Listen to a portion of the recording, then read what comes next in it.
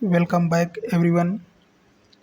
इस सेशन में हम बात करेंगे क्रिमिनल केस ट्रायल के बारे में कि क्रिमिनल केस ट्रायल क्या होता है, किस प्रकार से होता है, पुलिस एफआईआर और परिवाद, इन सब पे बात करेंगे। इसमें कितने भाग हैं और क्या अधिकार हैं। जो पहले भाग से हम बात करेंगे जिसमें पुलिस द्वारा चार्जशीट फाइल करना, चालान पेश करना, इन्वेस्टिगेशन होता है। दूसरे भाग में कोर्ट में कैसे ट्रायल केस ट्रायल होता है। तीसरे भाग में जजमेंट और जजमेंट के बाद अपील और दया याचिका से संबंधित है। तो हम शुरू से लेके अंत तक पूरा प्रोसेस देखेंगे, पूरा प्रोसीजर देखेंगे कि केस ट्रायल किस प्रकार से होकर किन किन चरणों में होकर गुजरता है। इसके बारे में हम पूरा डिटेल्स में चर्चा करेंगे। वीडियो लंबी हो सकती है लेकिन बेहतरीन होगी। आपको फिर दोबारा कहीं देखने की, खोजने की आवश्यकता नहीं होगी। आपकी सारी जिज्ञासा यहीं पर पूरी हो जाएगी। तो चलिए स्टार्ट करते हैं आज का अपना सेशन। तो हमारा पहला है क्रिमिनल केस ट्रायल। कि क्रिमिनल केस ट्रायल दो प्रकार के होते हैं। पहला है पुलिस एफआईआर, दूसरा है परिवाद। तो हम आज पुलिस एफआईआर से संबंधित चर्चा करेंगे। इसके पहले भाग में है, पहला केस वह होता है जो पुलिस अधिक एफआईआर के आधार पर होता है। दूसरा केस है कंप्लेंट केस परिवाद, जिसमें भारतीय नागरिक सुरक्षा संहिता की धारा 210 और 223 के तहत कोर्ट में कंप्लेंट केस परिवाद दायर किया जाता है। हम यहाँ पर सिर्फ पुलिस द्वारा की गई एफआईआर के बारे में बात करेंगे और हम इसको 3 भागों में बांटेंगे। इस वीडियो में हम चर्चा करेंगे पुलिस एफआईआर द्वारा की गई एफआईआर से संबंधित सभी जानकारियों पर चर्चा करेंगे। परिवाद को हम बाद में देखेंगे, समझेंगे उसको, लेकिन आज के वीडियो में हम लेक्चर में पुलिस द्वारा की गई एफआईआर के बारे में बात करेंगे। तो हमारा पहला भाग है, इसको 3 भाग में है। हम पहला भाग है इसका पुलिस द्वारा कोई चार्जशीट फाइल या चालान पेश करने से पहले का, जिसमें पुलिस इन्वेस्टिगेशन होता है। दूसरा है कोर्ट केस में ट्रायल का, तथा तीसरा भाग है जजमेंट, जजमेंट के बाद अपील और दया याचिका का। तो हम पहले भाग में चर्चा करेंगे। हमारा पहला भाग है पुलिस इन्वेस्टिगेशन। तो इसके अंतर्गत अपराध होने के बाद सबसे पहले काम होता है उस अपराध की सूचना पुलिस को देना। जो व्यक्ति अपराध की सूचना देता है वह शिकायतकर्ता कहलाता है। जिसे व्यक्ति के साथ अपराध किया गया है वह विक्टिम, फरियादी, पीड़ित कहलाता है। और जो व्यक्ति अपराध करता है वह एक्यूज्ड, आरोपी, अभियुक्त कहलाता है। पुलिस को अपराध की सूचना देने वाला व्यक्ति पीड़ित नहीं भी हो सकता है। जैसे कि कोई व्यक्ति जिसने सिर्फ अपराध होते हुए देखा हो लेकिन वह व्यक्ति उस अपराध से पीड़ित न हो, अर्थात जिस उसका हिस्सा ना हो, वह शिकायतकर्ता भी हो सकता है। मानकर चलते हैं इसमें कि आप कहीं पर दुकान पे कोई सामान ले रहे हैं, मोबाइल की दुकान पर हैं। अब आपने कोई फ़ोन लिया था, फ़ोन की गारंटी या वारंटी थी। अब आप गए कि दुकानदार को बता रहे हैं कि भाई साहब आपका तो फ़ोन ख़राब हो गया। वो दुकानदार जो है रिपेयर करने के लिए पैसे मांग रहा है। तो उसमें जो है फ़ोन की तो गारंटी थी, वारंटी थी, तो वह देने से मना कर रहा है और मारपीट पर उतर आया है। तो आपने हिंसा होते हुए देखा, वहाँ पे जो अन्य व्यक्ति हैं वो देख रहे हैं। अब वो जो अन्य व्यक्ति, तीसरे व्यक्ति हैं, वो जाके कंप्लेंट भी, एफआईआर भी दर्ज कर सकते हैं। इसके लिए ज़रूरी नहीं है कि पीड़ित व्यक्ति जाकर ही एफआईआर दर्ज करे। तो यहाँ पर जो तीसरा व्यक्ति है वो भी शिकायतकर्ता हो सकता है। अब बात करते हैं अगले स्टेप की, तो जिसमें है पुलिस स्वयं किसी भी अपराध की शिकायतकर्ता हो सकती है। जैसे कि कोई पुलिस ऑफिसर ड्यूटी या गश्त पर है और वो कोई अपराध होते हुए देखे तो वो पुलिस ऑफिसर स्वयं भी शिकायतकर्ता हो सकता है। इसके अलावा पुलिस को अपने किसी मुखबिर की से सूचना मिले या फिर कोई अपनी पहचान बताए बिना पुलिस को सूचना दे तो उस अपराध में भी पुलिस ऑफिसर ही शिकायतकर्ता होगा। जब भी पुलिस को अपराध की सूचना मिलती है उसका पहला काम होता है बीएनएसएस की धारा 173 के तहत एफआईआर रजिस्टर्ड करना। अगर समय नहीं है और मौके पर घटनास्थल पर पहुंचना ज़रूरी है तो पुलिस पहले मौके पर जाकर हालात पर काबू करेगी, फिर एफआईआर दर्ज करेगी। तो इसका अर्थ हुआ कि मान लीजिए कि कोई पुलिस अधिकारी है, वो छुट्टी पर है या ड्यूटी पर नहीं है, वो किसी विशेष स्थान पर अपनी छुट्टी बिता रहा है, हॉलीडे पर है। तो वहाँ पर कुछ ऐसी घटना हो रही है जो कि अपराध से संबंधित है, भारतीय कानूनों का उल्लंघन हो रहा है, तो वहाँ पर ऐसी दशा में पुलिस स्वयं एक्शन ले सकती है। या फिर कोई मुखबिर, जैसे बोलते हैं कि कोई खबरी सूचना दे दे कि हाँ फला जगह पर चोरी हो रहा है या फिर कुछ ऐसे अपराध हो रहे हैं जो कि कोई व्यक्ति पीड़ित है या फिर अपराध होने की पूरी पूरी संभावना है, या फिर ऐसा का उल्लंघन हो रहा है गंभीर अपराध में, तो वहाँ पे पुलिस अधिकारी स्वयं इसके शिकायतकर्ता हो सकते हैं। और जब इसको पुलिस को जानकारी मिलती है तो वह बीएनएसएस की धारा 173 के तहत एफआईआर रजिस्टर करता है। अगर समय नहीं है तो वो मौके पर पहुंच कर पहले घटना को काबू में करेगा। अब सपोज इट मानिए कि कहीं पर तो पक्षों में किसी बात को लेकर बहस हो गया है, शादी से संबंधित अगर मान के चलते हैं शादी हो रहा है और वहाँ पे किसी पर डीजे पे गाने पे लेकर अगर विवाद हो गया है, तो ऐसी स्थिति में क्या पुलिस एफआईआर दर्ज करेगी? पहले मामले को काबू में करेगी ताकि वहाँ पर हिंसा ना हो, अपराध ना हो, अपराध को रोका जा सके। तो पहले मामले को काबू करेगी, फिर दोनों पक्षों को देखेगी कि किसने किस बात पे झगड़ा किया, अपराध किया, क्या किया है। उसके बाद जैसे मामले को देखेगी उस प्रकार से एफआईआर दर्ज करेगी। अन्यथा अगर गंभीर अपराध होगा, संज्ञेय होगा तो संज्ञेय के अंतर्गत होगा, नहीं अगर असंज्ञेय होगा तो उसके अंतर्गत। फिर अगला है हमारा संज्ञेय से अपराध से संबंधित जो मामले होते हैं। संज्ञेय अपराध होते हैं जो गंभीर अपराध होते हैं। इन मामलों में यदि आरोपी पकड़ा नहीं गया है तो सबसे पहले पुलिस आरोपी को ढूंढ कर बीएनएसएस की धारा 35 के तहत बिना वारंट के उसे अरेस्ट करती है। ध्यान देने वाली बात यह है कि यह सिर्फ संज्ञेय अपराध, गंभीर अपराधों में ही बिना वारंट के गिरफ्तार कर सकती है। पुलिस बीएनएसएस की धारा 49 के तहत 49 के तहत उस आरोपी की तलाश करती है, या फिर बीएनएसएस की धारा 185 के तहत पुलिस उस स्थान की भी तलाशी कर सकती है जहां पर वह अपराधी पकड़ा गया है। जो भी सामान उस आरोपी के पास होता है, सिर्फ उसी कपड़ों को छोड़कर वह सभी सामान पुलिस द्वारा अपनी अभिरक्षा में रख लिया जाता है, अर्थात जब्त कर लिया जाता है। उस सामान की जब्ती रसीद भी पुलिस को द्वारा आरोपी को दी जाती है। अब कोई व्यक्ति जो गंभीर अपराधों से संलिप्त है, उसके खिलाफ कोई पुख्ता एविडेंस नहीं है और या फिर एविडेंस है और वह किसी गंभीर अपराध करता है, जैसे रेप, हत्या या कोई छोटे बच्चों से अपराध हो, या फिर कोई देशद्रोह जैसा, या फिर ऐसा कोई अपराध जो गंभीर अपराध से संबंधित हो।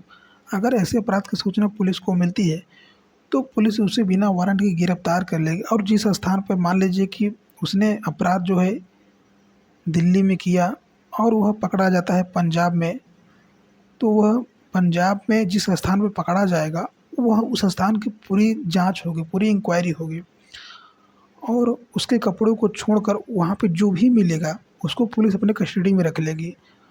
और उसके बाद जो जो सामान मिला रहेगा उसके पास से, उस सभी सामानों की एक लिस्ट बनाया जाएगा, उस लिस्ट का उस अपराधी को सूचना दिया जाएगा। अब जब वो अपराधी बरी होगा या फिर अगर जेल जाएगा तो उस अपराधी को जितने भी सामान उसके यहाँ से बरामद हुए हैं उसको वापस कर दिया जाएगा। अगर वह सामान आम होगा तब तो उसको वापस कर दिया जाएगा, अगर वह गैर कानूनी होगा तो वह सरकार के संरक्षण में हमेशा के लिए जब्त हो जाएगा। अब अगला है हमारा अगले स्टेप पे, इसके बाद पुलिस बीएनएसएस की धारा 36 ग के तहत उस आरोपी के किसी भी परिचित या रिश्तेदार व्यक्ति को आरोपी के गिरफ्तार होने की खबर करेगी। अगर जरूरी हुआ तो आरोपी के दिए गए पते पर किसी पुलिस ऑफिसर द्वारा जाकर उसके घर वालों को इत्तला की जाएगी। इसके तहत अगर व्यक्ति को मान लीजिए कि गिरफ्तार हो गया, मान लो कि पंजाब से उस व्यक्ति को अरेस्ट कर लिया गया। अब अरेस्ट करने के बाद उसके परिवारजन को, सगा संबंधी, रिश्तेदार, दोस्त, भाई बहन, जो भी जानकार समझने वाले होंगे उनको सूचना दी जाएगी कि हाँ भाई आइए, आपके संबंधित जो परिचित हैं, रिलेशन है या फिर जो भी पति महिला जो भी हो वे अरेस्ट हो चुके हैं, आप पर इनको देखिए, समझिए कि उन्होंने अपराध किया है। आप उसको अगर निर्दोष साबित करना चाहते हैं या फिर दोषी हैं तो क्या कार्रवाई करना है आप उस पर देखिए, बाकी पुलिस तो कार्रवाई करेगी। इस प्रकार से सूचना दे दी जाती है। फिर आते हैं अपने अगले पॉइंट पर पुलिस एफआईआर करने से पहले या फिर एफआईआर करने के बाद जैसा भी उचित समझे वैसे अपराधी, आरोपी या अभियुक्त एवं पीड़ित व्यक्ति को बीएनएसएस की धारा 51, धारा 52, धारा 53, धारा 184 एवं 397 के तहत मेडिकल परीक्षण के लिए पास के सरकारी या प्राइवेट हॉस्पिटल में ले जाएगी। जैसे कि अगर पुलिस किसी गंभीर अपराध को देखेगी, जब अपराधी पकड़ा गया है, मान लीजिए कोई चोट लगा है, अगर वो कोई महिला हो गई, अगर वो महिला हो गई तो वहाँ पर उसका मेडिकल कराना जाएगा। अगर कोई पुरुष हो गया गंभीर चोट से या फिर किसी को नुकसान पहुँचा है, जैसे कि कोई साइबर अपराधी है या फिर कि वो क्रिमिनल है साइको टाइप का, तो वहाँ पर उसका मेडिकल टेस्ट कराया जाएगा ताकि पुख्ता सबूत इकट्ठा हो सके। अब इसके अंतर्गत बीएनएसएस की धारा 30 के अनुसार एक डॉक्टर घायल या रोगी व्यक्ति की उसकी सहायता के बिना उसके जीवन की रक्षा के लिए उसका इलाज कर सकता है। अब मान लीजिए कि कोई अगर क्रिमिनल हो गया, उसको लगा कि हम पकड़ेंगे तो हमको जेल हो जाएगी, अब हम बचेंगे नहीं, तो ऐसी स्थिति में क्या होगा, वो मरने की सोचेगा, भागने का प्रयास करेगा। भाग तो पाएगा नहीं क्योंकि पुलिस लगी है साथ में उसके हमेशा 24 घंटे 24 आवर। अब वो सोचेगा कि हमारा किस तरह ब्लड निकल जाए, फिर हम दवा खा के मर जाएँ, फिर कोई भी ऐसे क्रिटिकल बीमारी से। तो ऐसी स्थिति में कोई डॉक्टर उसकी बिना मर्जी के उसका इलाज कर सकता है। बीएनएसएस की धारा 200 के तहत कोई भी हॉस्पिटल पीड़ित व्यक्ति का इलाज करने से मना नहीं कर सकता। यदि रेप का मामला है तो बीएनएसएस की धारा 184 क्लॉज 6 के तहत डॉक्टर को रेप की जांच की रिपोर्ट 7 दिन के अंदर पुलिस को थाने में भेजनी पड़ेगी। इसके अंतर्गत कहने का तात्पर्य है कि यदि रेप से संबंधित कोई मामला है या फिर कोई बीमारी से संबंधित जो कि पीड़ित व्यक्ति है, तो ये हॉस्पिटल मना नहीं कर सकते कि हम इलाज नहीं करेंगे, चाहे वो हॉस्पिटल प्राइवेट हो, गवर्नमेंट हो, किसी भी तरह का हॉस्पिटल हो या क्लिनिक हो, तो वह किसी भी पीड़ित व्यक्ति को या फिर आरोपी को जो कि घायल अवस्था में हो या फिर बीमार हो, तो उसको मना नहीं कर सकता कि हम इलाज नहीं करेंगे। यदि रेप का केस है, रेप से जुड़ा हुआ मैटर है, तो वहाँ पे रिपोर्ट भी देनी पड़ेगी थाने में, जो कि 7 दिन के अंदर देना पड़ेगा। ऐसा नहीं कि आप उसे काफ़ी लंबा समय तक ले जा सकते हैं। अब इन सब कार्यवाहियों के बाद अगर पुलिस को लगता है कि जिस धारा में केस बनता है वो धारा जमानती है या फिर पुलिस के पास आरोपी के विरुद्ध पर्याप्त सबूत नहीं है, तो दोनों स्थितियों में आरोपी को बीएनएसएस की धारा 478 के तहत पुलिस थानों में ही जमानत पर छोड़ दिया जाएगा। मान के चलिए कि उस पर ऐसी कोई मामूली धाराएं लगती हैं जो कि बेलेबल है, वो जमानत पर हो सकती है, तो ऐसे में क्या होता है कि बीएनएसएस की धारा 478 के तहत पुलिस थाने से उसको जमानत पर छोड़ देगी। इसके लिए पुलिस द्वारा किसी प्रकार की जमानती की या बेल बॉन्ड की मांग भी आरोपी से की जा सकती है कि भाई किसी को आप लाइए, कोई जमानतदार लाइए और अपना बेल करा के ले जाइए। अगर पुलिस को लगता है कि हाँ ये अगर दोबारा बुलाना पड़ सकता है तो नहीं आएगा, भाग जाएगा, तो ऐसी स्थिति में जमानतदार की आवश्यकता पड़ सकती है और जमानतदार मांग सकते हैं। अगर अपराध गैर जमानती धाराओं में है तो उदाहरण के लिए बीएनएस की धारा 64 रेप या धारा 103 हत्या, जो बीएनएसएस की धारा 58 के तहत पुलिस आरोपी को अरेस्ट करने के 24 घंटे के अंदर मजिस्ट्रेट के सामने पेश करेगी। अब जैसे कि रेप और हत्या से संबंधित अगर मैटर है तो इनमें क्या होता है कि 24 घंटे के अंदर मजिस्ट्रेट के सामने पेश करना होता है, क्योंकि ये संगीन अपराध हैं, ये गैर जमानती अपराध है, इनमें जमानत होने की संभावनाएं न के बराबर होती हैं। तो एक नोट की तरफ मान लेते हैं, एक मैटर है, कोर्ट केस है, उस पर चर्चा करते हैं, देखते हैं उसमें क्या है। इसमें ऐसे अपराध जिनमें 7 वर्ष की सज़ा है उसमें पुलिस किसी भी व्यक्ति को गिरफ्तार नहीं कर सकती। पुलिस द्वारा उस व्यक्ति को थाने से सिर्फ नोटिस देकर छोड़ दिया जाएगा और जब पुलिस कोर्ट में चालान पेश करेगी या उस दिन व्यक्ति को सीधे कोर्ट में हाजिर होना होगा और कोर्ट से जमानत लेनी होगी। यह दिशा निर्देश माननीय सुप्रीम कोर्ट द्वारा Arnesh Kumar versus state of Bihar and other AIR 2014 SC 2756 2 जुलाई 2014 को यह मामला था जो कि जारी किए गए हैं। तो इस केस में जो है कि बताया गया कि 7 वर्ष से अगर अपराध जो है 7 वर्ष तक की सज़ा है तो उसमें पुलिस किसी को गिरफ्तार नहीं कर सकती, उसे पुलिस द्वारा थाने से सिर्फ नोटिस देकर छोड़ दिया जाएगा। ये मैटर जो है 2 जुलाई 2014 को आया था। तो आते हैं अपने मेन पॉइंट पर। इसके बाद पुलिस मजिस्ट्रेट से आरोपी की पुलिस कस्टडी मांगती है। पुलिस कस्टडी का मतलब है कि आरोपी को थाने से ले जाकर उससे पूछताछ करता है कि जैसे कि घटना कैसे हुई, कहाँ हुई, हथियार कहाँ छुपा के रखा था, अपराध में कौन-कौन शामिल था, इत्यादि चीज़ें। बीएनएसएस की धारा 187 के तहत यह मजिस्ट्रेट के ऊपर है कि आरोपी व्यक्ति को पुलिस कस्टडी में भेजना है या नहीं। ये जो मैटर था supreme court of India Manubhai Ratilal Patel versus state of Gujarat and others के बीच में, जो कि जजमेंट आया था 28 सितंबर 2012 में।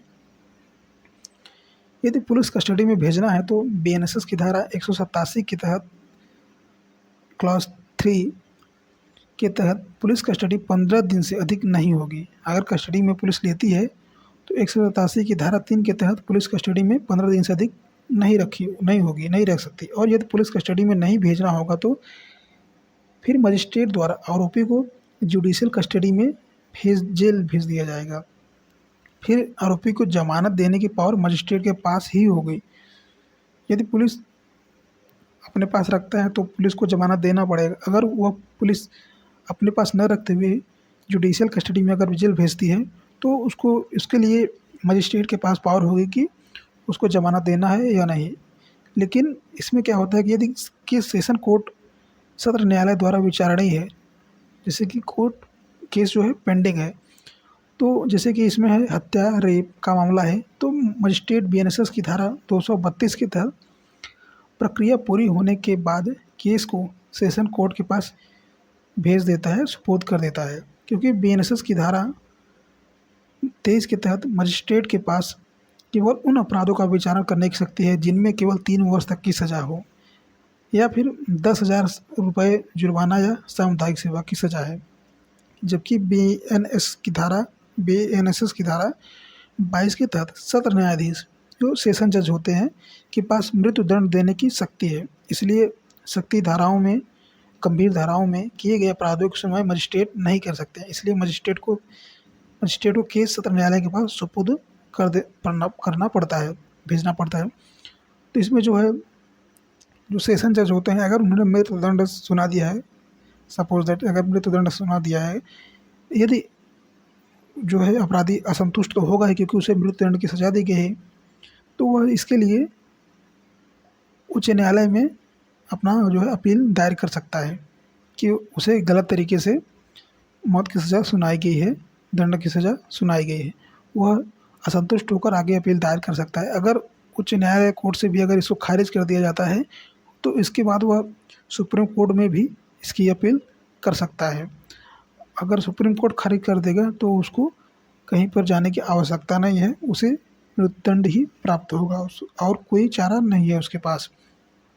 अब अगले स्टेप पे आते हैं कि आरोपी द्वारा जमानत या अग्रिम जमानत लेना।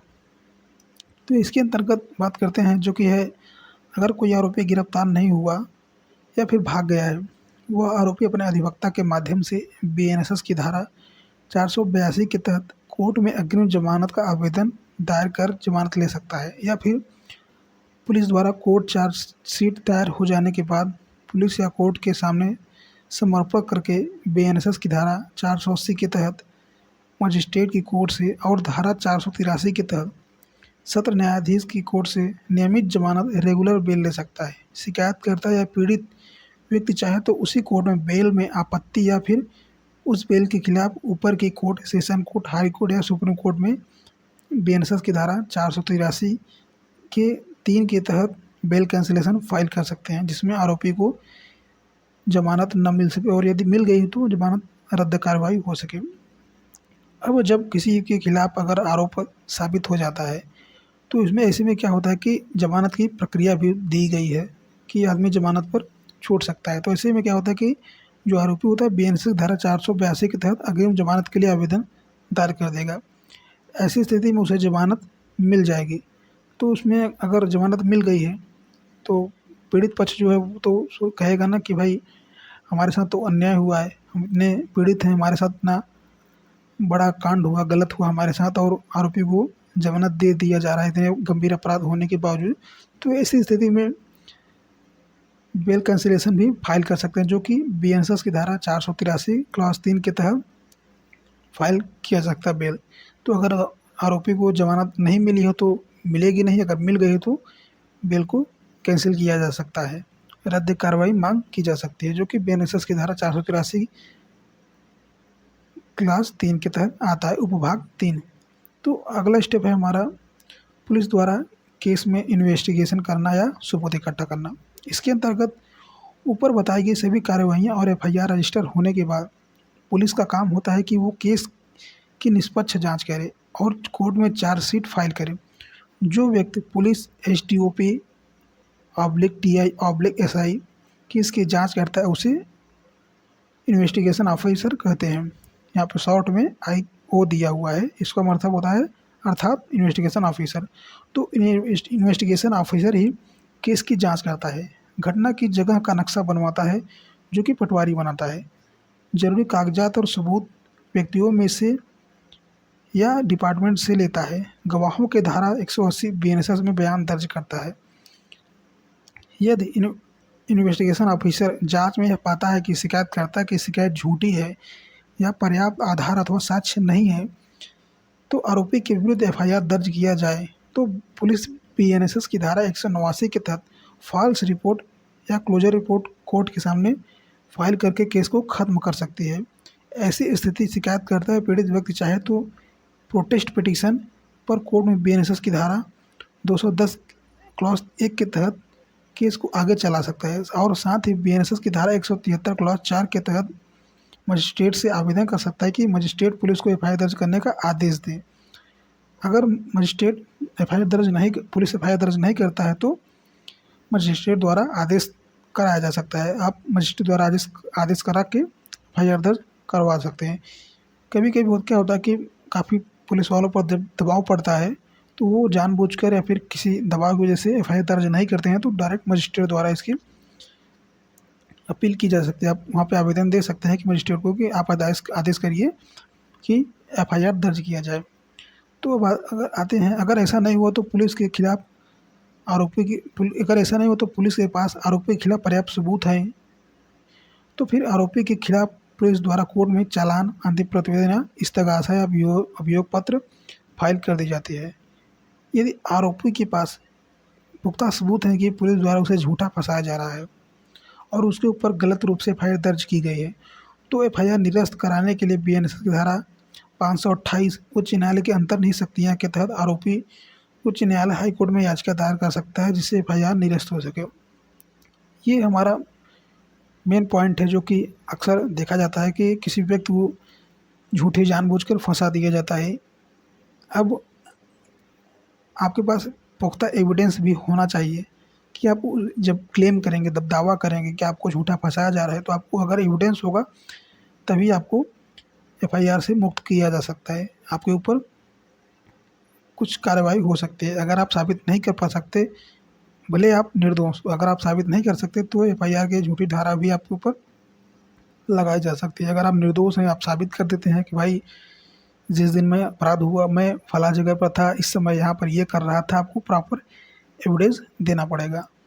तो अगर आप प्रॉपर एविडेंस दे देंगे जो कि बीएनएसएस की धारा 528 के तहत आप उच्च न्यायालय में, जो कि उनको शक्ति मिली है उच्च न्यायालय को, अगर आप वहाँ प्रॉपर एविडेंस देते हैं तो उसे एफआईआर निरस्त हो सकती है। उसमें संभावनाएं होती हैं कि निरस्त कर दिया जा सकता है।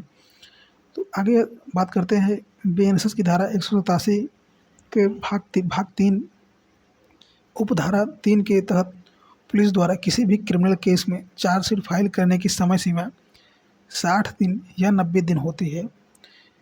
ध्यान देने वाली बात यह है कि चार्जशीट जब फाइल करनी होती है वो समय सीमा जो 60 दिन या 90 दिन की होती है। ये सबसे बड़ा मेन पॉइंट है जो कि दिल्ली के कन्हैया कुमार वाला मैटर में दिल्ली पुलिस वाले में हुआ था कि 60 दिन या 90 दिन होने के बावजूद भी उन्होंने चार्जशीट फाइल नहीं की थी, क्योंकि मामला लंबी चला गया। तो ऐसी स्थिति में अगर 60 दिन या 90 दिन से सीमा पार होती है उसके लिए अलग नियम है। सामान्यतः 60 दिन या 90 दिन होती है चार्जशीट फाइल करने की, जो कि केस की धाराओं पर निर्भर करती है। जो केस बड़ी धाराओं में रजिस्टर होते हैं अर्थात मृत्यु, आजीवन कारावास या 10 वर्ष की से ऊपर की सज़ा के होते हैं तो ऐसे मामले में 90 दिन में पुलिस को कोर्ट में चार्जशीट फाइल करनी होती है, जबकि बाकी अन्य सभी धाराओं में 60 दिन में पुलिस को चार्जशीट फाइल करनी होती है। यदि पुलिस समय पर चार्जशीट दाखिल नहीं करती तो बीएनएसएस की धारा 187 प्लस भारतीय संविधान अनुच्छेद 21 के तहत आरोपी को जमानत मिलने का अधिकार प्राप्त हो जाता है। कहने का तात्पर्य है कि कोई अगर अपराधी है और उस पर गंभीर धाराएं लगी हुई हैं, वह ऐसा कर सकता है कि वह जमानत के लिए, बेल के लिए आवेदन कर सकता है। तब करेगा जब पुलिस जो है उस पर चार्जशीट दायर करने से चूक जाएगी, जो कि समय है 60 दिन या 90 दिन। अगर 60 दिन का समय है या 90 दिन गंभीर है, बड़े धाराएं इसके ऊपर लगी हुई हैं, संगीन अपराध, तो अगर 90 दिन के 91 दिन हो गया तो वह बेल के लिए अप्लाई कर सकता है। और इस बेल को क्या बोलते हैं कि डिफ़ॉल्ट बेल बोला जाता है। इस जमानत को डिफ़ॉल्ट बेल भी कहा जाता है। व्यक्ति पर अगर चार्जशीट हुआ, अपराध उसने किया, उसे पकड़ा गया, तो समय पर उसको चार्जशीट होना चाहिए, जो कि समय सीमा 60 दिन या 90 दिन है। अगर इसके बावजूद नहीं होता है तो वो बेल के लिए अप्लाई करके बरी हो जाएगा। तो इससे पीड़ित व्यक्ति को और नुकसान पहुँचाने का प्रयास करेगा। लेकिन यह समय सीमा तभी लागू होता है जब आरोपी जेल में हो, उसकी जमानत नहीं हुई हो। अगर आरोपी जमानत पर जेल से बाहर है तो पुलिस चार्जशीट फाइल करने में 60 दिन या 90 दिन से भी ज़्यादा समय लगा सकती है। ये सीमाएँ तब की है जब पुलिस जो है आरोपी को गिरफ्तार कर लेती है, तभी जो है 60 दिन या उसके अंदर 90 दिन के अंदर गिरफ्तार करे, वो चार्जशीट फाइल करेगी। अगर जेल से वो बाहर है, जमानत पर है, तो इससे ज़्यादा भी समय लग सकता है, जो कि कन्हैया कुमार वाले मामले में यही हुआ था। तो आगे बढ़ते हैं, चार्जशीट में क्या क्या चीज़ें शामिल होती हैं, जो कि मेन चीज़ें जो हैं 10 जो मेन चीज़ें होती हैं उन पर हम बात करेंगे, चर्चा करेंगे। वो चार्जशीट में लिखित होती हैं, दर्ज होती हैं। तो इनमें क्रिमिनल केस ट्रायल की चार्जशीट में ये चीज़ें शामिल होती हैं। जो हमारा पहला है, दोनों पार्टियों, शिकायतकर्ता और पीड़ित और आरोपी का नाम। दूसरा है अपराध की सूचना की प्रकृति, कि पुलिस को अपराध की सूचना कैसे मिली। तीसरा है शिकायतकर्ता या पीड़ित की जो शिकायत उसने की है। चौथा है पीड़ित और आरोपी की मेडिकल रिपोर्ट। पाँचवा है आरोपी की गिरफ्तारी से संबंधित पेपर। छठवां है गवाहों के बीएनएसएस धारा 180 के बयान। सातवां है आरोपी से जब्त हुआ हथियार या सामान। आठवां है घटनास्थल का नक्शा। नौवां है अन्य कोई केस से संबंधित पेपर। 10वां है बीएनएसएस की धारा 176 के तहत वीडियोग्राफ्स या फॉरेंसिक रिपोर्ट इत्यादि चीज़ें। वीडियोग्राफ से जो है तात्पर्य है कि वो कोई भी एडिटिंग ना हो। अगर किसी भी प्रकार से टेक्नोलॉजी का उसमें प्रयोग करके एडिटिंग या फिर वीडियो से छेड़छाड़ की गई है तो उसको एविडेंस नहीं माना जाएगा, जो कि एक क्लियर और स्पष्ट रूप से हो, जैसे कि सीसीटीवी कैमरा किसी थर्ड पार्टी द्वारा वो वीडियो शूट किया गया, जिसमें डेट, टाइम, समय, स्थान, इन तीनों चीज़ों की पुष्टि होती हो और उसमें छेड़छाड़ न हो, तो ही उसको एविडेंस के रूप में माना जाएगा। क्योंकि किसी को उकसाकर, उससे गलती कराकर वीडियो को बना लेना एविडेंस नहीं माना जाएगा, क्योंकि आपने वह चीज़ें तब रिकॉर्ड की है जब आपने उसको उकसाया है। उकसाने के बाद अगर आप चीज़ें रिकॉर्ड करते हैं तो वो अपराध एविडेंस नहीं माना जा सकता, वह एक षड्यंत्र के रूप में हो जाएगा। तो ये जो है 10 चीज़ें हैं जो चार्जशीट में शामिल होती हैं, उसके तहत जो है उन पे बात की हमने। अब हमारा दूसरा भाग आता है, हमारा पहला भाग समाप्त होता है। अब दूसरा भाग है हमारा क्रिमिनल केस ट्रायल पर, जो कि हमारा मेन है। अब जब पुलिस द्वारा कोर्ट में चार्जशीट चालान दायर करने के बाद आरोपी पर क्रिमिनल केस ट्रायल शुरू हो जाता है, और यदि चार्जशीट और बयानों को देखने के बाद मजिस्ट्रेट को लगता है कि आरोपी के ऊपर केस चलाने के लिए पर्याप्त आधार नहीं है, अर्थात प्रथम दृष्टया मामला प्राइम फेसी केस नहीं बन रहा है जिस पर आरोपी के खिलाफ चार्ज लगाकर केस को आगे चलाया जा सकता है, तो मजिस्ट्रेट आरोपी को बीएनएसएस की धारा 262 के तहत, सेशन कोर्ट द्वारा बीएनएसएस की धारा 250 के तहत और परिवाद कंप्लेंट केस में मजिस्ट्रेट द्वारा बीएनएसएस की धारा 268 के तहत उन्मोचित कर दिया जाता है, डिस्चार्ज कर दिया जाता है। और यदि मजिस्ट्रेट को लगता है कि केस चलाने के पर्याप्त आधार हैं तो फिर ट्रायल शुरू होता है। सबसे पहले आरोपी को उसके अधिवक्ता को चार्जशीट की कॉपी दी जाती है। अगर कॉपी में कोई कमी है या चार्जशीट संबंधित सभी दस्तावेज नहीं दिए गए हैं तो आरोपी के अधिवक्ता बीएनएसएस की धारा 230 के तहत कोर्ट के सामने आवेदन करके उन दस्तावेजों की कॉपी कोर्ट से लेते हैं या फिर चार्जशीट की कमियों को कोर्ट में बताकर ऑर्डर पर लिपिबद्ध करवाते हैं, जिससे कि वे बातें कल को केस में फाइनल आर्गूमेंट के समय आरोपी के खिलाफ नहीं जाए। यह जो है ऑर्डर शीट वह होती है जिस पर बेल पेशी के दिन कोर्ट में क्या कार्रवाई हुई और वह सब लिखा जाता है। अब आते हैं चार्ज फ्रेम पर। तो चार्ज फ्रेम क्या होता है कि चार्जशीट के पेपर की कार्रवाई पूरी होने के बाद अर्थात आरोपी के अधिवक्ता को दस्तावेज जो चार्जशीट की कॉपी होती है प्राप्त होने के बाद चार्ज पर बहस होती है, आर्गुमेंट होता है। इसके लिए एक पेशी नियत की जाती है। चार्ज का मतलब होता है कि आरोपी पर धाराएं लगाना कि किस धारा में उस पर केस बनता है और किन धाराओं में उस पर केस चलाना चाहिए। इसे चार्ज फ्रेम करना कहा जाता है। चार्जशीट को पढ़ने के बाद यदि कोर्ट को लगे कि आरोपी पर चार्ज फ्रेम करना बनता है लेकिन पुलिस ने जो धाराएं लगाई हैं वह धाराएं सही नहीं है, तो कोर्ट बीएनएसएस की धारा 239, 244 के तहत उन धाराओं को बदलकर नई धाराओं को भी चार्ज लगा सकती है। चार्ज फ्रेम किए जाने के बाद कोर्ट आरोपी से पूछती है कि क्या उसे अपना गुनाह कबूल है। अगर वो अपना गुनाह कबूल कर लेता है तो उसे उसी वक्त या गलत पेशी पर अगली पेशी पर सज़ा सुना दी जाती है और क्रिमिनल केस ट्रायल वहीं पर समाप्त हो जाता है। लेकिन क्या होता है कि कोई भी अगर गुनाह करेगा तो जाके मजिस्ट्रेट में या कोर्ट में सामने थोड़ी बोल देगा कि हमने गुनाह किया। वो सामान्यतः अपना गुनाह कबूल नहीं करते हैं। तो अगर जब गुनाह नहीं कबूल करते हैं तो उसके बाद भी क्या कार्रवाई होती है उस पर बात करते हैं। लेकिन आमतौर पर आरोपी द्वारा गुनाह कबूल नहीं किया जाता है और कोर्ट में आरोपी कहता है कि वह क्रिमिनल केस ट्रायल फेस करेगा, सामना करेगा, तो उस पर इस स्थिति में केस की सुनवाई शुरू हो जाती है, जिसे ट्रायल प्रोग्राम भी कहा जाता है। अब बात आती है गवाही की। तो इसके अंतर्गत क्रिमिनल केस ट्रायल शुरू होने के बाद इस स्टेज पर पुलिस द्वारा चार्जशीट में दी गई गवाहों की लिस्ट के अनुसार भारतीय साक्ष्य अधिनियम 2023 की धारा 142 मुख्य परीक्षण एवं प्रतिपरीक्षण जो क्रॉस जिसको बोलते हैं के तहत गवाहों की जो गवाही होती है और अभियोजन पीड़ित पक्ष की ओर से जो गवाह होते हैं उसे पीडब्ल्यू प्रोसेक्शन विटनेस और आरोपी पक्ष के गवाह जो होते हैं उन्हें डीडब्ल्यू डिफेंस विटनेस कहा जाता है। यह गवाह क्रमवार होते हैं जैसे कि PW1, PWT, PW3, DW1, DW2, DW3 इत्यादि चीज़ें। और इन गवाहों के द्वारा यदि कोई सबूत कोर्ट में पेश किया जाता है तो उसे XP1, XP2, XP3 तथा XD1, XD2, XD3 के रूप में प्रदर्शित कराया जाता है। सबसे पहले विक्टिम जो होते हैं उसकी शिकायतकर्ता की गवाही होती है कि भाई आपके साथ जो अपराध हुआ वो किस प्रकार से कैसे क्या हुआ और किसने क्या देखा, क्या घटनाएं हुई, ये सब चीज़ें उसे पूछी जाती हैं। इसके बाद कोई पब्लिक विटनेस जैसे कि घटना के वक्त कोई चश्मित गवाह हो तो उसकी गवाही भी होती है। इसके बाद पुलिस ऑफिसर या डायरेक्टर जो फॉरेंसिक लैब वालों की जो कि केस के अनुसार दिए जाते हैं।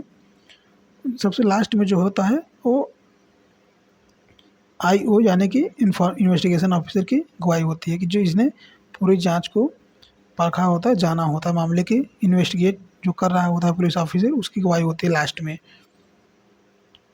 फिर आते हैं अपने नेक्स्ट प्रोसेस पे, जिसके अंतर्गत पहले अभियोजन पीड़ित पक्ष के अधिवक्ता सरकारी वकील जिसमें ADPO या फिर AGP जो कि सरकारी वकील होते हैं। अगर प्राइवेट वकील हैं तो प्राइवेट वकील अभियोजन के पक्ष के गवाहों का मुख्य परीक्षण एग्जामिनेशन इन चीफ करते हैं। इसके बाद आरोपी के अधिवक्ता उसे बचाने के लिए अभियोजन के पक्ष के गवाहों का मुख्य परीक्षण हो जाने के बाद उसे जीरा जो क्रॉस केस जिसको बोलते हैं क्रॉस एग्जामिनेशन, उसे प्रतिपरीक्षण क्रॉस एग्जामिनेशन करना भी कहा जाता है।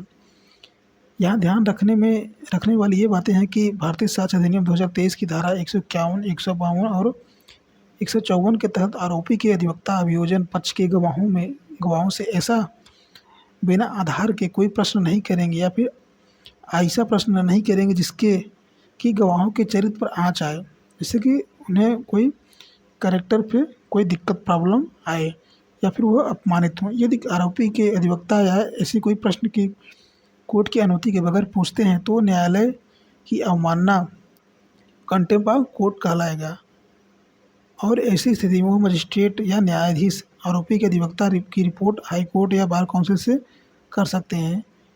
फिर आगे यदि अधिवक्ता के विरुद्ध कोई कार्रवाई करनी होती है तो हाईकोर्ट या बार काउंसिल में करेंगे।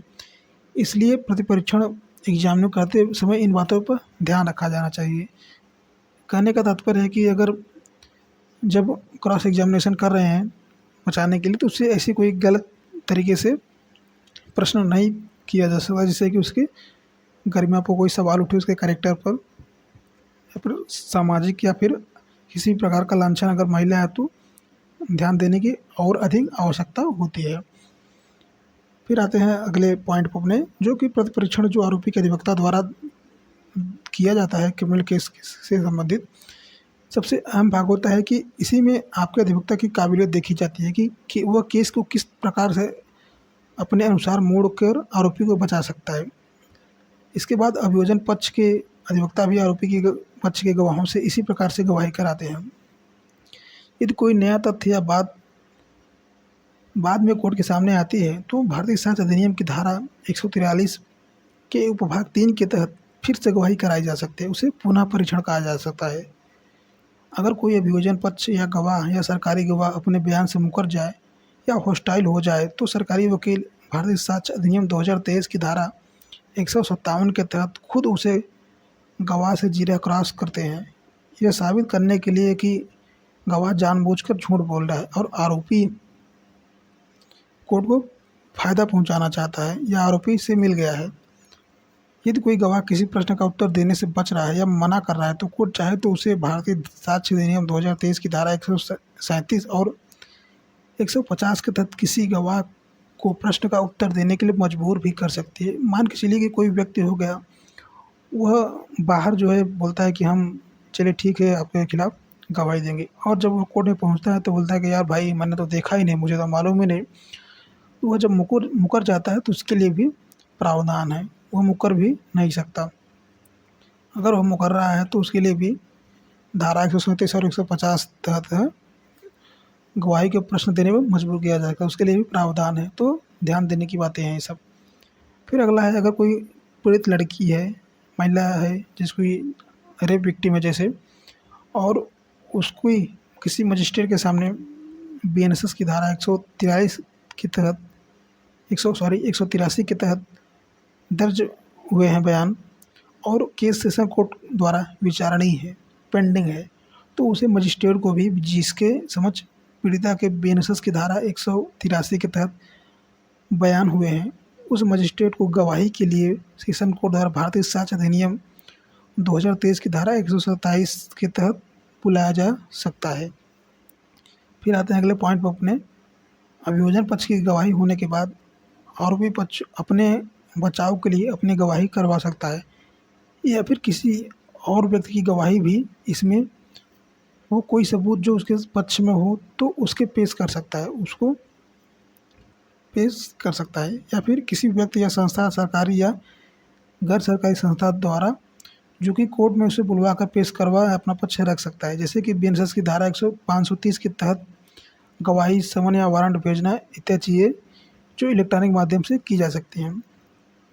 फिर आते हैं अगले पॉइंट पर, दोनों पक्षों पीड़ित एवं आरोपी पक्ष की गवाही के बाद बीएनएसएस की धारा 352 के तहत केस अंतिम बहस फाइनल आर्गुमेंट में लग जाता है, जिसमें दोनों पक्ष के अधिवक्ता अपने समर्थन की बातें कोर्ट के सामने रखते हैं। अगर बहस में समय लगता है तो फिर उसे अगले पेशी पर पूरा किया जाता है। ये बहस लिखित रूप से भी दी जा सकती है, जिसे अंतिम लिखित वर्क भी कहा जाता है।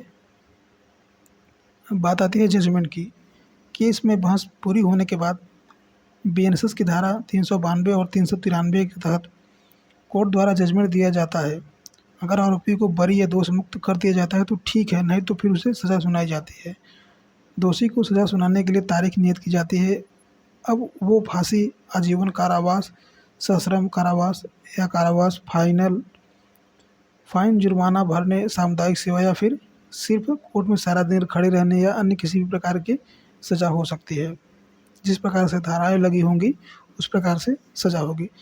अगर कोर्ट को किसी केस में आरोपी को दोषी करार देते हुए मृत्युदंड की सज़ा देनी होती है तो वो ट्रायल कोर्ट, सेशन कोर्ट सज़ा सुनाने से पहले फांसी की सज़ा के कंफर्मेशन के लिए फैसले की कॉपी बीएनएसएस की धारा 407 के तहत हाई कोर्ट भेजती है।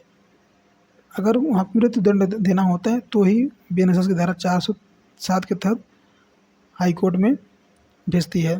हाई कोर्ट बीएनएसएस की धारा 409 के तहत या तो उस मृत्युदंड को पुष्टि कर देती है या फिर मृत्युदंड को दूसरी सज़ा में बदल सकती है, जैसे कि आजीवन कारावास।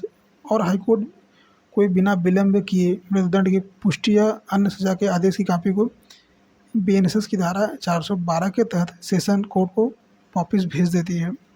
अब जब सेशन कोर्ट किसी व्यक्ति को मृत्युदंड की सज़ा सुनाता है तो इसकी जो एक प्रति होती है वह हाई कोर्ट भेजती है और हाई कोर्ट उस प्रति को देखने के बाद यह निर्णय लेगा कि इसकी जो सज़ा है आरोपी की उसको मृत्युदंड देना है या नहीं। अगर पुष्टि कर देती है या फिर सज़ा को दूसरी सज़ा में बदल देती है, जैसे कि आजीवन कारावास होता है, तो उसे आदेश को जो है बीएनएसएस की धारा 412 के तहत सेशन कोर्ट को वापस भेजेगी।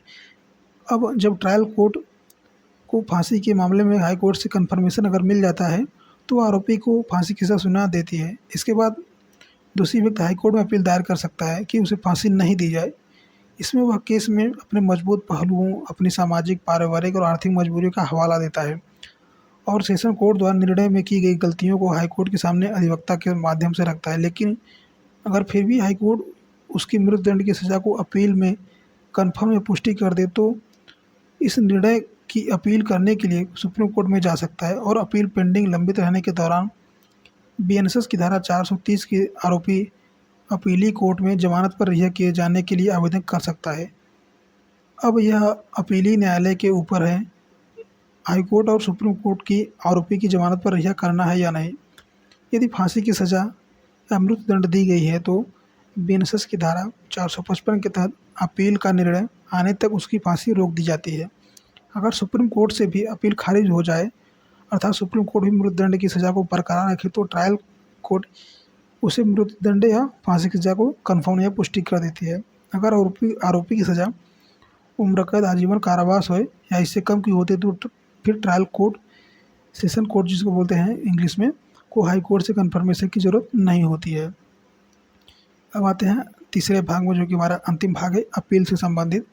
इसमें कहा गया है अगर दोषी को सज़ा 3 साल या उससे कम की सुनाई गई है तो आरोपी को उसी कोर्ट से निर्णय सुनाने के दिन ही तुरंत बाद बीएनएसएस की धारा 430 के उपभाग 3 के तहत जमानत मिल जाती है।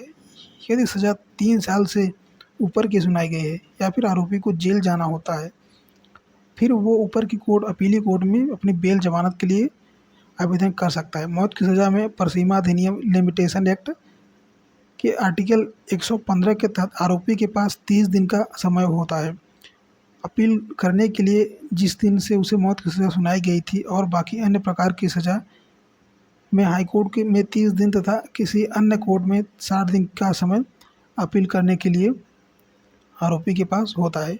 इस प्रकार की सज़ा में परसीमा अधिनियम के आर्टिकल 133 के तहत सुप्रीम कोर्ट में स्पेशल लीव पिटीशन दायर करने का समय 60 दिन होता है और अन्य अपराधों में 90 दिन। अगर आरोपी को मजिस्ट्रेट की कोर्ट से सज़ा मिलती है तो आरोपी बीएनएसएस की धारा 415 के तहत ऊपर की court, session court, high court या फिर सुप्रीम कोर्ट जो भी हो वहाँ पर अपील कर सकता है, जो कि कुछ इस प्रकार से, जिसके मजिस्ट्रेट कोर्ट हो गया, फिर सेशन कोर्ट, फिर हाई कोर्ट, सुप्रीम कोर्ट। अगर मजिस्ट्रेट कोर्ट से आपको कोई सज़ा मिलती है जिससे आप असंतुष्ट हैं, आपको मंजूर नहीं है, तो उसके आप सेशन कोर्ट में अपील कर सकते हैं। अगर सेशन कोर्ट से भी आपको नामंजूर है तो आप हाई कोर्ट जा सकते हैं। अगर हाई कोर्ट से भी आपको नामंजूर है तो आप सुप्रीम कोर्ट जा सकते हैं। अगर आप सुप्रीम कोर्ट से भी आप मंजूर नहीं है आपको, तो आप सुप्रीम कोर्ट से बच के कहीं नहीं जा सकते, आपको सज़ा भुगतना ही पड़ेगा। अब शिकायतकर्ता या पीड़ित को लगे कि आरोपी की सज़ा कम मिली है या दोषमुक्त हो गया है, तो फिर वह शिकायतकर्ता या पीड़ित भी ऊपर की कोर्ट में आरोपी को ज़्यादा सज़ा दिलाने की अपील कर सकता है, जो कि बीएनएसएस की धारा 418 के राज्य सरकार और 419 के तहत कर सकता है।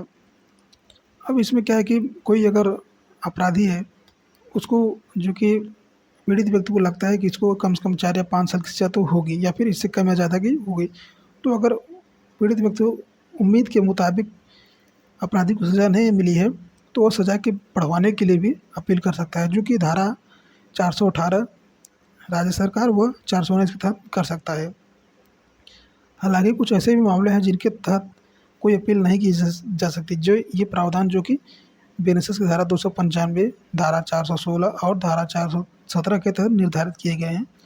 इसके लिए एक स्पेसिफिक एरियाज बनाए गए हैं कि इनके तहत आपको अपील नहीं किया जा सकता। अब आती है मेर्सी पिटीशन, जो कि हमारा है दया याचिका।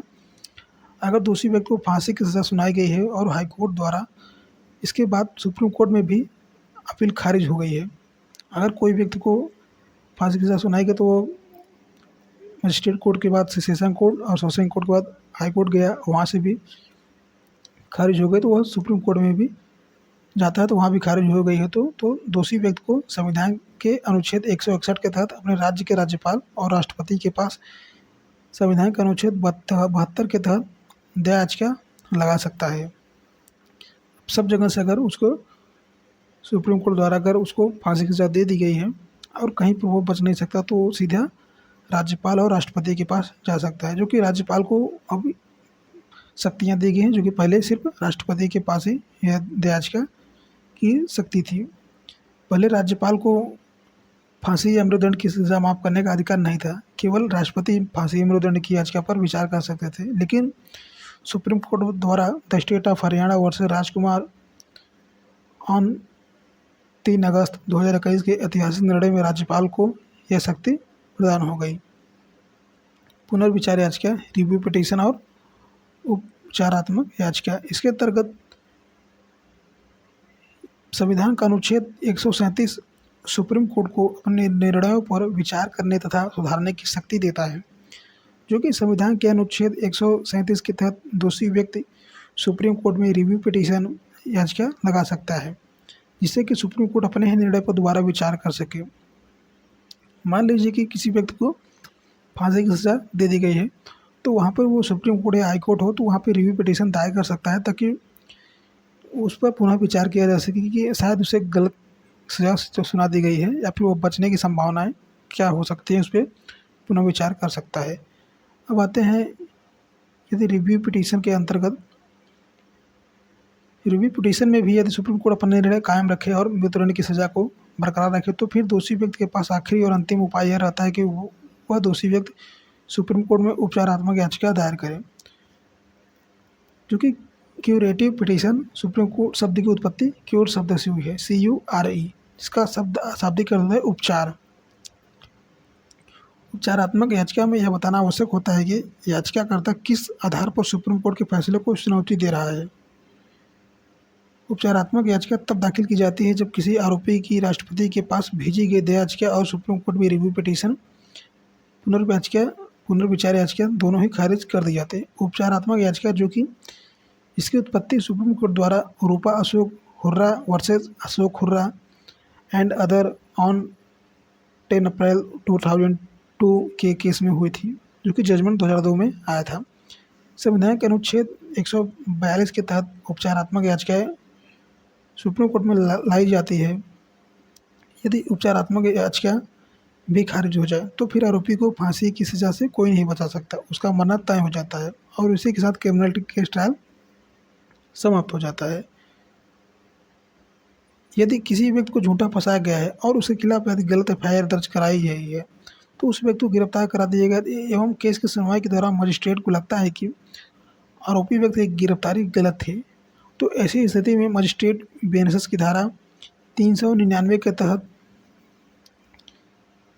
फरियादी पीड़ित व्यक्ति को यह आदेश कर सकते हैं कि फरियादी बतौर हर्जाना आरोपी व्यक्ति को प्रतिकर राशि दे, जो कि 1000 रुपये तक हो सकता है।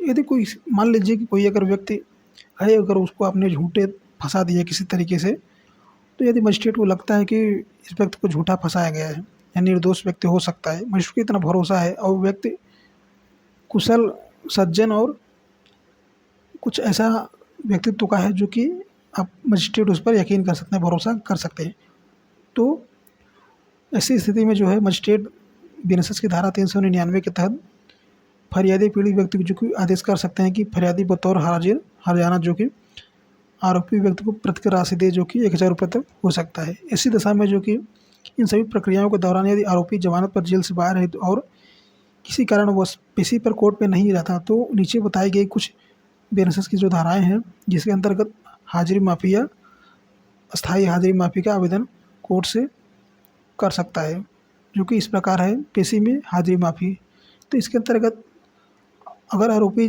जिसका केस कोर्ट में चल रहा है, वो किसी कारण से उसी पेशी पर नहीं आ रहा है, तो वो अपने अधिवक्ता के माध्यम से बीएनएसएस की धारा 355 के तहत कोर्ट में आवेदन करके उसी दिन नहीं आने का कारण देकर कोर्ट से जाने से बच सकता है। यदि वह ऐसा नहीं करता तो उसे उसके विरुद्ध वारंट जारी कर देगी, जो कि कोर्ट करेगी। अब क्या होता है कि अगला है हमारा अस्थायी हाजिरी माफ़ी। इसके अंतर्गत आरोपी द्वारा अपनी मजबूरी, जैसे कि कोई बीमारी, वृद्धावस्था या कोर्ट से उसके घर की दूरी या अन्य सुरक्षा कारणों का हवाला देकर वो अपने अधिवक्ता के माध्यम से बीएनएसएस की धारा 228 के तहत कोर्ट से अस्थायी हाजिरी माफ़ी ले सकता है। इसमें उसे हर पेशी पर कोर्ट आने से छूट मिल जाती है। आरोपी को सिर्फ चार्ज फ्रेम करने के लिए और अंत में जजमेंट के समय ही कोर्ट में आना होता है।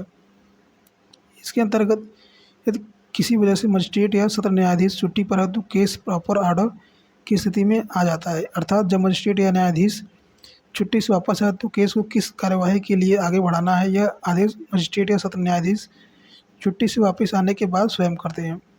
इसलिए केस की इस स्थिति को प्रॉपर ऑर्डर कहा जाता है। अब अगला है ट्रायल केस खत्म करने के उपाय के बारे में, जिसमें है हमारा पहला पॉइंट है कि राजीनामा। यदि पीड़ित या शिकायतकर्ता और आरोपी के बीच कोई समझौता हो जाता है तो बीएनएसएस की धारा 359 में बताए गए नियमों के तहत राजीनामा करके केस को समाप्त किया जा सकता है, जो कि प्ली बार्गेनिंग जैसे कि सौदा अभिभावक। इसके अंतर्गत ये होता है कि यदि राजीनामा नहीं होता है तो बीएनएसएस की धारा 290 के तहत प्ली बार्गेनिंग, जो कि सौदा अभिभावक का आवेदन देकर आरोपी अपनी सज़ा कम या 1/4 करवाने के लिए अधिवक्ता के जरिए आवेदन कर सकता है। प्ली बार्गेनिंग सिर्फ उन धाराओं के अपराध के लिए है जिसमें सज़ा 7 वर्ष से कम है, जो कि रेप और हत्या जैसे केस में यदि अभियोजन पक्ष के सभी गवाह अपने बयान बदल दें और आरोपी के पक्ष में गवाही दिए तो तथा आरोपी के खिलाफ कोई पुख्ता सबूत भी न हो, जैसे कि मेडिकल रिपोर्ट, जब्ती या आरोपी की घटना के समय उपस्थिति, या ऐसी स्थिति में भी आरोपी को दोषमुक्त किया जा सकता है। तो हमारा ये क्रिमिनल केस ट्रायल का लेक्चर यहीं पर समाप्त होता है। उम्मीद करते हैं और आशा करते हैं कि आपको ये पूरा सेशन, पूरा लेक्चर आपको कम्प्लीटली समझ में आया होगा।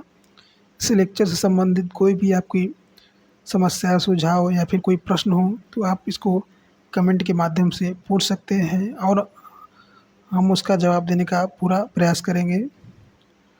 यदि आप प्रतियोगी छात्र हैं या फिर कॉलेज छात्र हैं, स्टूडेंट हैं, तो आप इसको अपने परीक्षाओं से संबंधित नोट्स बना सकते हैं। यदि आम जन नागरिक हैं या फिर ऐसे व्यक्ति हैं जो कि डेली कामकाज से संबंधित हैं, तो आपको यह जानकारी महत्वपूर्ण लगी होगी, आप इसको समझ सकते हैं। और ध्यान में रखें कि किस प्रकार से क्रिमिनल केस ट्रायल होता है, किस प्रकार से अपराधों से बचा जा सकता है, कैसे गवाही होती है, जीरा क्या होता है, क्रॉस एग्जामिनेशन क्या होता है, मजिस्ट्रेट द्वारा किस तरीके से मृत्युदंड की सज़ा दी जाती है, सेशन कोर्ट कैसे मृत्युदंड की सज़ा दी जाती है। अगर सेशन कोर्ट मृत्युदंड की सज़ा देता है तो उसके लिए हाई कोर्ट जाना पड़ता है। हाई कोर्ट उसकी काफ़ी जो है सज़ा को बदल भी सकता है। और यदि मृत्युदंड की सज़ा मिली है तो आप कहाँ पर अपील कर सकते हैं, जैसे कि अभी राज्यपाल को भी इसकी शक्ति हो गई है मर्सी के लिए, दया के लिए। अब पहले तो राष्ट्रपति को थी। तो इस प्रकार से जो हमारे क्रिमिनल केस ट्रायल के पूरे प्रोसीजर थे, हमने उसके बारे में बात की और उम्मीद करते हैं कि आपको पूरा सेशन बिल्कुल ही समझ में आया होगा। हमने पूरा प्रयास किया कम, सरल और सहजता से समझाने का। I hope you like this video. तो आज के लिए इतना ही। अगर आप चैनल पर नए हैं तो चैनल को सब्सक्राइब ज़रूर करिए, वीडियो को लाइक करिए और शेयर करना बिल्कुल ना भूलें, ताकि और लोगों को जो कि प्रतियोगी परीक्षाओं से संबंधित जो छात्र हैं या फिर आम जन हैं, तो उनको इसकी जानकारी मिल सके कि क्रिमिनल केस क्या होता है, इसका ट्रायल कैसा होता है, किस प्रकार से पूरा प्रोसीजर होता है, किन चरणों से होकर गुजरता है, किन दिक्कतों का, किन समस्याओं का सामना करना पड़ता है और किस प्रकार से पीड़ित व्यक्ति और आरोपी व्यक्ति के बीच बहस होती है। पूरी प्रक्रिया चरण दर चरण हमने इसके बारे में बात की, चर्चा की। तो मिलते हैं नेक्स्ट वीडियो में। जय हिंद, जय भारत।